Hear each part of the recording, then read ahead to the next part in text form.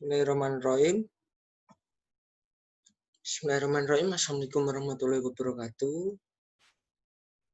Jadi perkenalkan, nama saya Syafi'i Nanda Nuraini. Saya berNIM J5190001. Saya di sini akan menjelaskan patologi anatomi inflamasi. Jadi langsung saja ke materinya. Yang pertama yaitu respon tubuh terhadap rangsang. Salah satu sifat khas jaringan hidup yaitu kemampuan bereaksi terhadap rangsang yang merugikan atau jejas atau redup paksa. Respon ini dapat dibagi menjadi dua, yaitu respon tubuh secara umum dan respon secara lokal. Respon lokal sendiri yaitu sel hidup di sebelah kerusakan yang memungkinkan sel melakukan fagositosis. Fase ini dikenal sebagai respon radang inflamasi. Inflamasi sendiri yaitu merupakan mekanisme tubuh dalam melindungi diri dari infeksi mikroorganisme asing seperti virus, bakteri, dan jamur. Inflamasi juga dapat dibagi menjadi dua, yaitu inflamasi akut dan inflamasi kronis. Yang pertama yaitu inflamasi akut. Inflamasi akut sendiri adalah dapat terjadi secara akut dalam waktu singkat atau terjadi secara kronis, yaitu menetap dalam waktu yang lama. Tanda-tanda kardinal inflamasi akut yaitu ada 5. Yang pertama rubor, tumor, kalor, dolor, dan fuksiolesa. Kemudian yang kedua adalah inflamasi kronis. Inflamasi kronis yaitu respon terhadap jejas di mana terjadi proliferasi sel, terjadi akumulasi limfosit, sel plasma, monosit, dan makrofag dengan kombinasi variasinya. Hasil akhir dari proses ini adalah terbentuknya kolagen yang distimulasi oleh fibroblast yang merupakan cikal bakal fibrosi. Yang pertama yaitu inflamasi akut pada apendik. Mekanisme perkembangan infeksi akut kronik beserta komplikasi akibat obstruksi terjadilah bendungan sekret di seterai pelebaran alat tubuh yang mengalami peradangan. Akibat peradangan tersebut, maka terjadi tekanan terhadap pembuluh-pembuluh dengan akibat edem pada dinding organ. Di sini adalah salah satu gambar makroskopisnya dari inflamasi akut pada apendik.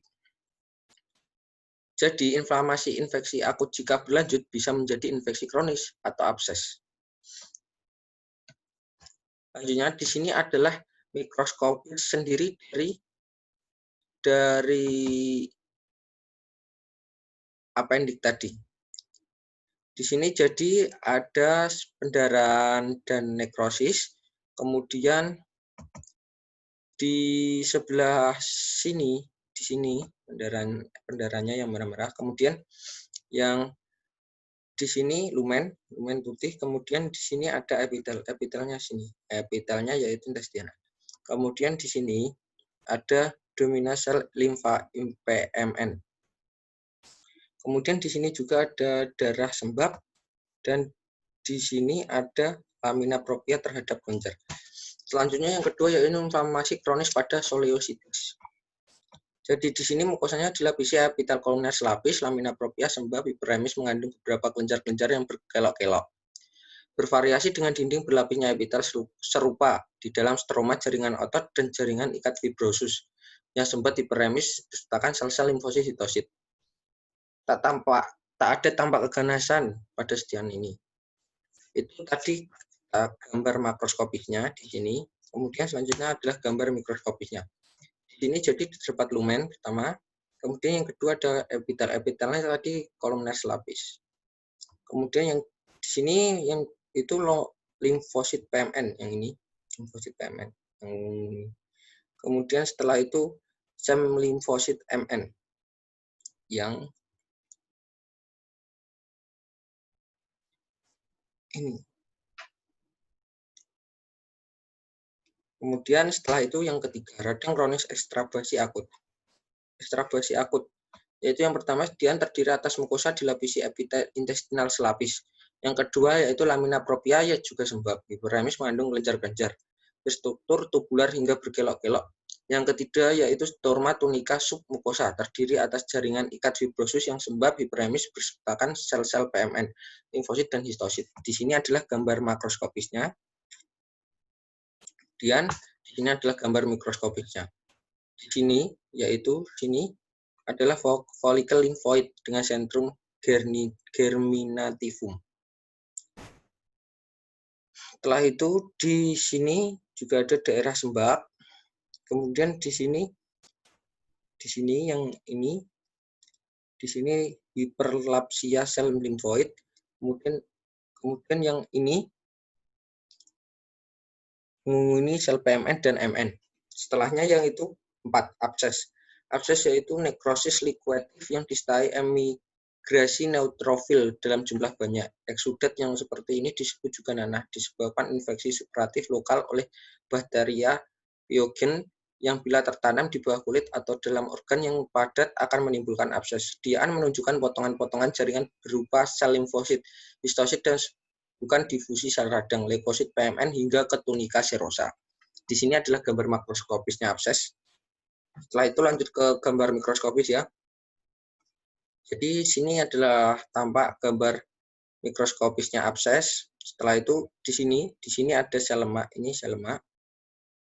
Kemudian di sini ada nekrosis. Yang ini adalah sel PMN. Kemudian yang di atas adalah sebukan difusi sel PMN hingga ke tunika serosa yang tadi. Kemudian yang ini adalah daerah pendarahan. Yang ini. Selanjutnya masuk ke infeksi spesifik tuberkulosis. Akibat infeksi bakteri tahan asam Mycobacterium tuberculosis biasanya menyerang paru-paru, tapi dapat juga mengenai semua organ atau jaringan dalam tubuh. Kas pusat tuberkal mengalami nekrosis pengejuan. Konsistensi sebagian keras, kenyal, dan sebagian lunak pada bagian yang mengalami nekrosis perkejuan. Sediaan menunjukkan potongan-potongan jaringan terdiri atas hiperlamsia, folikel limfoid. Sebukan sel-sel epiteloid, histosit, gambaran tuberkal dalam storma, jaringan ikat fibrosus yang sembab hiperemis. Bersebukan sel-sel limfosit, histosit, dan sebaran ringan sel-sel leukosit PMN. Jadi di sini adalah gambar makroskopisnya, ini gambar makroskopisnya tuberkulosis, infeksi spesifik tuberkulosis. Selanjutnya ke mikroskopis. Di sini ke mikroskopisnya sendiri, yaitu di sini ada satu ini namanya tuberkal. Di dalam tuberkal itu ada sel Langhans yang bentuknya seperti bulan. Kemudian di daerah sini ada struktur granulomatus. Kemudian di ini ada hitam-hitam ini namanya epiteloid histosit. Setelah itu di sini yang merah-merah ini ada nekrosis komosa. Itu tadi juga termasuk adalah ciri khasnya. Setelahnya masuk ke lanjutnya reaksi alergi pada polip nasi. Jadi di sini hipersensitif atau reaksi alergi pada mukosa hidup dapat mengakibatkan terbentuknya polip nasi. Pada tingkat permulaan ditemukan endema mukosa yang kebanyakan terdapat di daerah medius. Kemudian storma akan terisi cairan interselular sehingga mukosa yang sembab makin membesar dan kemudian akan turun ke dalam rongga hidung sambil membentuk tangkai sehingga terbentuk polip. Lanjut, ini tadi makroskopisnya ya. Kalau tahu ini makroskopisnya, contoh makroskopisnya gambarnya. Kemudian selanjutnya mikroskopisnya. Jadi di sini mikroskopisnya yaitu yang ini. Bentuknya seperti ini, seperti kacamata ini, sitoplasma seperti kacamata. Makanya disebut kacamata, bentuknya seperti kacamata. Kemudian selanjutnya masuk ke 7. Terakhir, proses healing pada epulis fibrosa, yaitu benjolan pada gingitiva. Ukuran bervariasi, ada yang permukaannya halus, bentuk irregular atau sferis, ada pula benjolan dengan tepi meninggal dan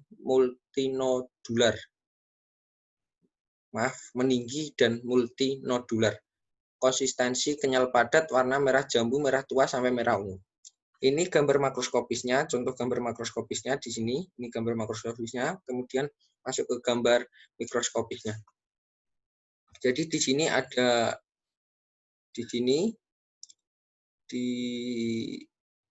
ini ada daerah sembab, kemudian juga ada daerah fibrosus. Oke, materi kali ini selesai. Mohon maaf bila saya ada salah kata. Wassalamualaikum warahmatullahi wabarakatuh.